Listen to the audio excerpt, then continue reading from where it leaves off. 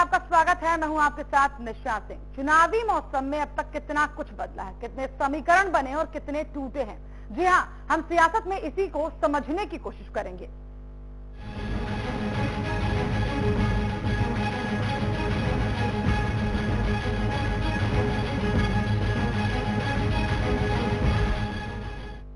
तो प्रदेश में विधानसभा चुनाव के लिए चंद ही दिन बाकी हैं और इन चंद दिनों से पहले तक हर दल की स्थिति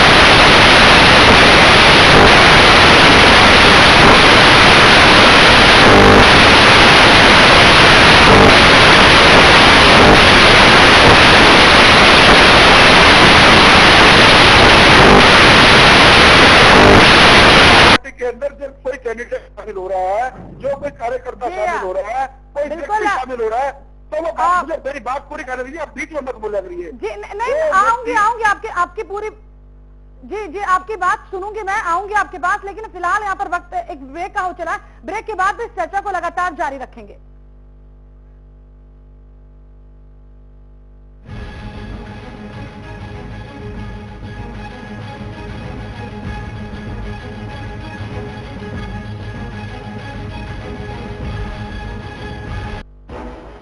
मैं अकेला ही चला था।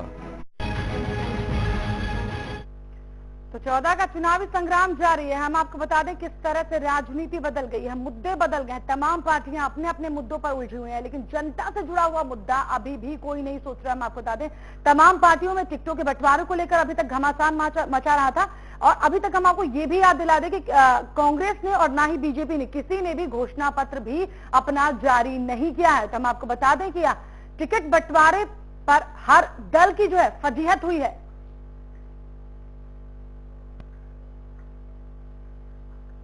तो खुद को बताने वाले खुद धीरे धीरे बिखर गए। हम आपको ये याद दिला दें कि किस तरह से संगठन को मजबूत करने के बाद एक एक नेता करता था, लेकिन जैसे ही चुनावी समय आया खुद को तवज्जो मिलता हुआ ना दिख तमाम नेताओं ने अपने अपने दल बदले, जहां उन्हें उनका फायदा नजर आया। और इसमें इस फेहरिस्त में सबसे ऊपर बीजेपी दिखाई दी। बीजेपी में 40 बागियों को जो दूसरी पार्टी छोड़कर आए थे उन्हें यहां पर तवज्जो दी गई, जगह दी गई। एक कैंडिडेट जो दूसरी पार्टी के लिए उन मापदंडों पर खरा नहीं उतर पा रहा था, वो बीजेपी के मापदंडों पर खरा उतरा।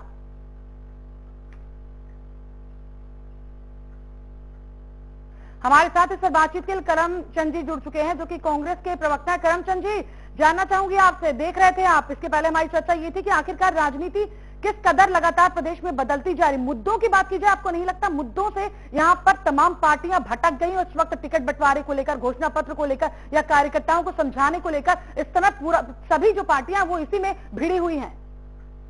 ये मुद्दे शुद्दे सब बाहर की बातें, ये कोई इनका इनसे कोई मतलब नहीं है। जो वर्कर जो ये चाहते हैं, चिल्का का सर्कल है, ये भाग भाग के जा रहे हैं और जैसे निकलते हैं उधर बढ़ जाते हैं, उधर से बढ़ते इधर आ जाते हैं। तो ये तो पार्टी लीडरों को चाहिए, जो मेन हाई पावर है वो इनको ले या ना ले, लेकिन ये लाल वोट के लाल से उनको भी लेते आ जाओ हमारे अंदर। उनको नहीं पता कि ये उनको धोखा दे के आ रहे हैं, इधर अपने पार्टी को धोखा दे के आ रहे हैं जी, और हम उनको बोलते आ जाओ हमारे घर के अंदर जी। ये तो वैसे गलत होता है, लेकिन इनका किया जाए जी। ये लालची तो वो भी बहुत स्वार्थी है जी, वो भी अपने स्वार्थ के लिए टिकट के लिए आते हैं, और ये स्वार्थ के लिए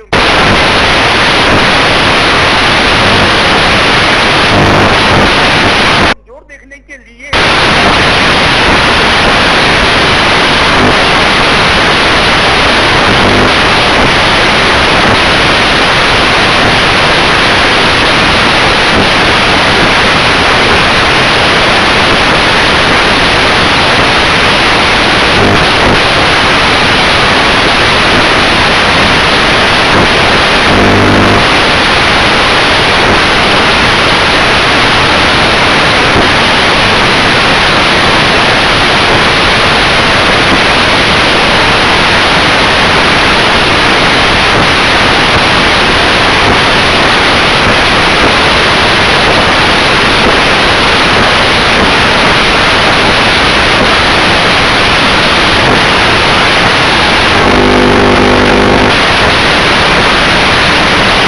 का बाजार सज गया हो, बोर्ड सी लगी हुई है पूरी तरह से। आपने सही बोला है।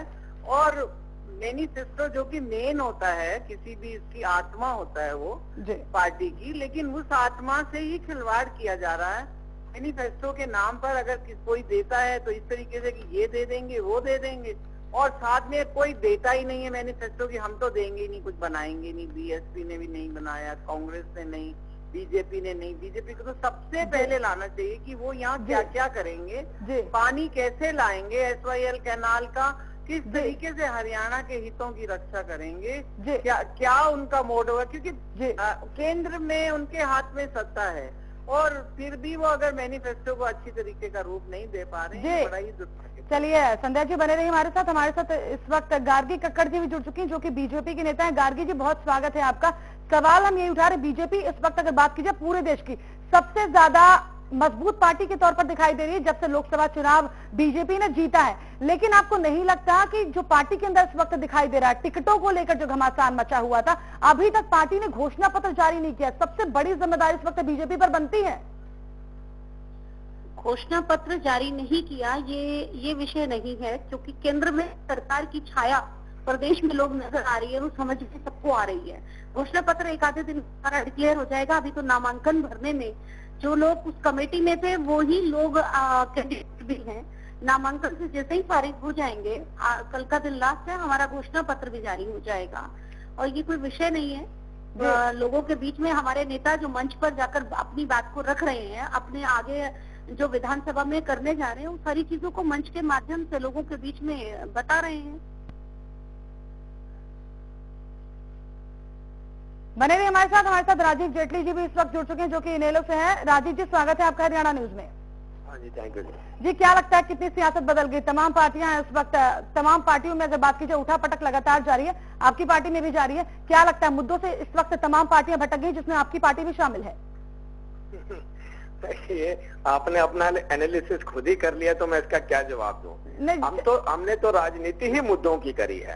आप ये दिखाइए, हम तो मुद्दों की राजनीति करते हैं।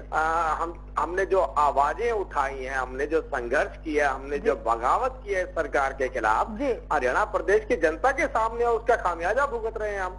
तो कम से कम इंडियन नेशनल लोकदल के साथ ये बात नहीं अप्लाई होती कि हमने मुद्दों की राजनीति नहीं की है। हमारी तो राजनीति ही मुद्दों पर आधारित है। बिल्कुल।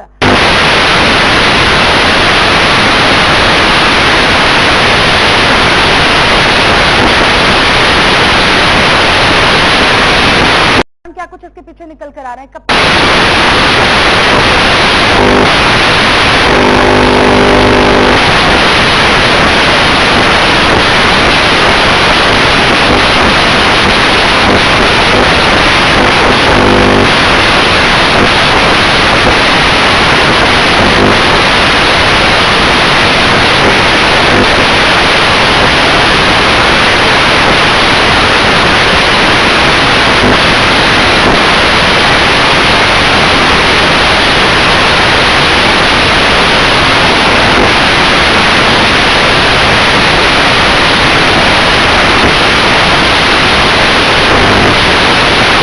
राजीव जेटली जी इनेलो से जुड़े हुए थे, आपका भी बहुत शुक्रिया हमारे साथ जुड़ने के लिए। तो सियासत में आज फिलहाल इतना ही, लेकिन खबरें लगातार जारी रहेंगी।